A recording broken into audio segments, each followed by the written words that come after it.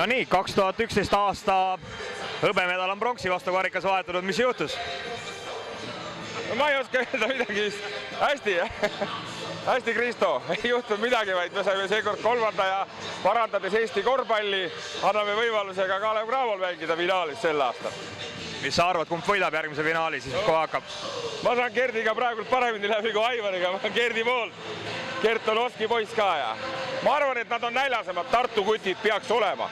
Kalev on võib-olla, ütleme, materjalit natuke laiem ja jõudu rohkem, aga loodame, et tasuvaigne mäng tuleb.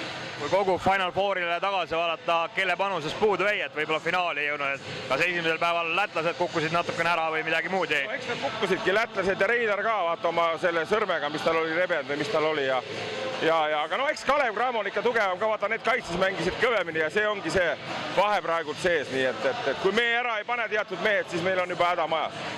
Kevadel pronksi karvamedal vahetub mingi kuldsema vastu. Kurat seda teab, mul ikka plaanid oleks küll tead, aga saab näha, kõige ennem katsume kenasti oma kohta mängida kolmandale kohale ja eks siis aeg näitab. Veerandfinaalid ma arvan, et tulevadki väga kõvad juba, nii et. Keda poolfinaalis eelistaksid ise, Tartut kevadel või Kalevit? Tartut. Cramo me panime ühe korra juba seljale, tead, nüüd on Tartu kord. Kas peatreenerite pingil lihtsalt Tartust olete siis nii palju üle või miks see põhjus on, miks Tartut just?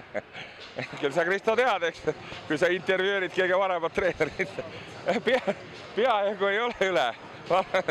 Jah, see on hea küsimus. Nemad on ka tublid.